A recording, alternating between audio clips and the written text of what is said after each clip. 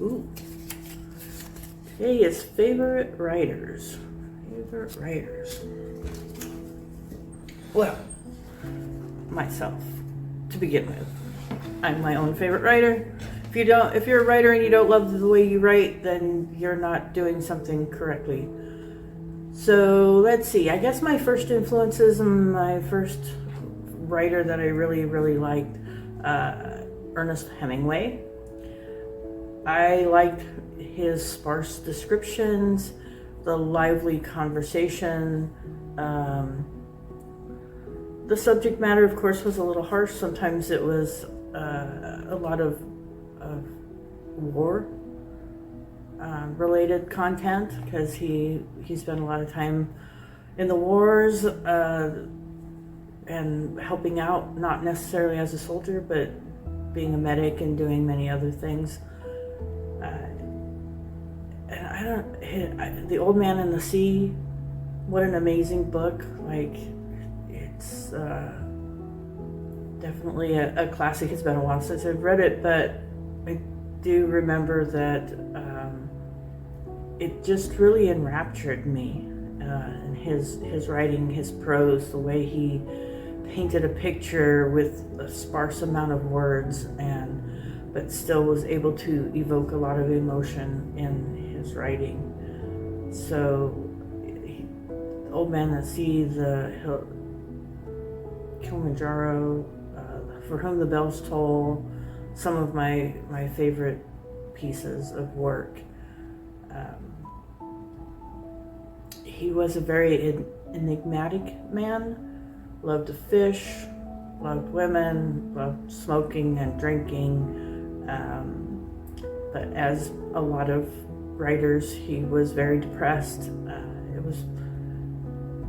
I remember, even though it had been years since it happened, like when I found out that he had actually taken his own life, it had an effect on me. It's like,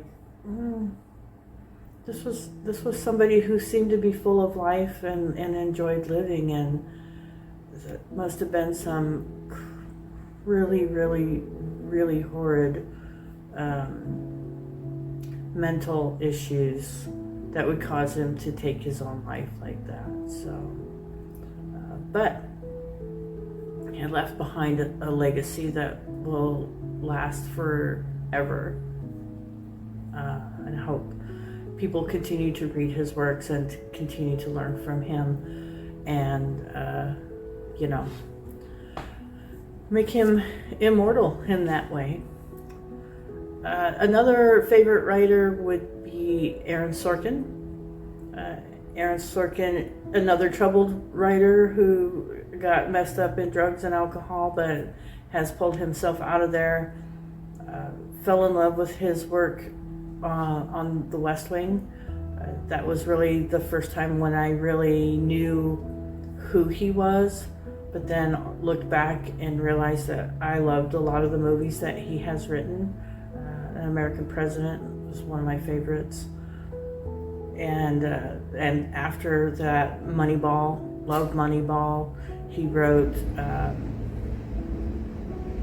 he's written so many things. It's hard for me to remember all of them, but again, he tells the story through dialogue. I love his walk and talks that he would do with The West Wing, and just how he would tell the story with through conversations and through sparse description. I hate description.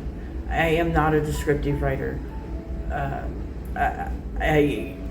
When I'm reading, and if there's a lot of description about what the house looked like or the dress that the woman's wearing and stuff, I skip over that.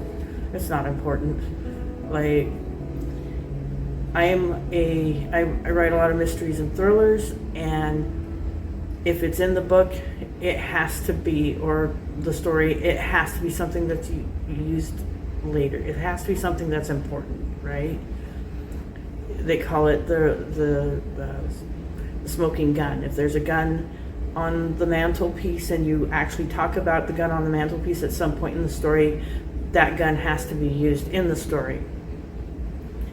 Otherwise, why are you even talking about it? Like, I know sometimes there's red herrings and things like that as well, but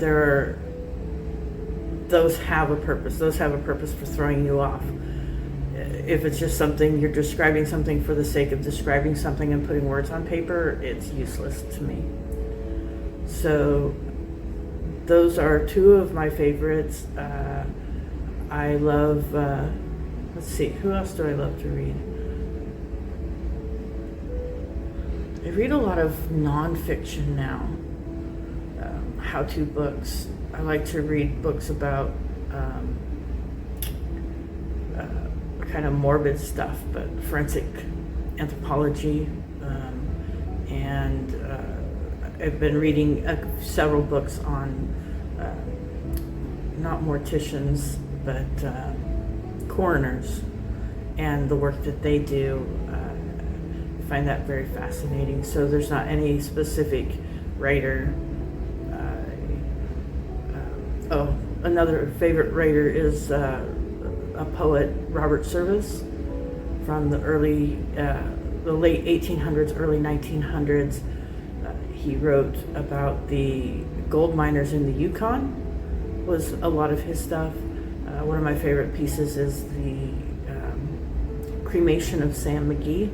It's a lighthearted take on a miner who freezes to death, and his partner is taking his body back to his family in Tennessee, and it becomes more of a burden, and he decides to cremate his friend and take the ashes back instead of the entire body. So it's a very rhythmic poem, and it's a lot of fun to read. I love to read it out loud to myself and to others. I'll read it to other people. Maybe I'll read it and put it on my YouTube. That might be a possibility. But those are some of my favorite writers. I'm sure there are others, and I just can't right now remember who they are. I do like Paul Feig as well.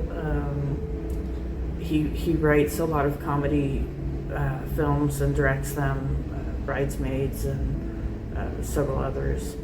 So there's a few. I'm not one of those people that is like, who are the greatest writers, and who am I writing like. I haven't really studied. I love to read them. I love to watch what they make, but I don't sit down and like try to copy word for word or stylistically be similar to them. So my advice to you is just read a lot, read much, and go out and write for yourself as well.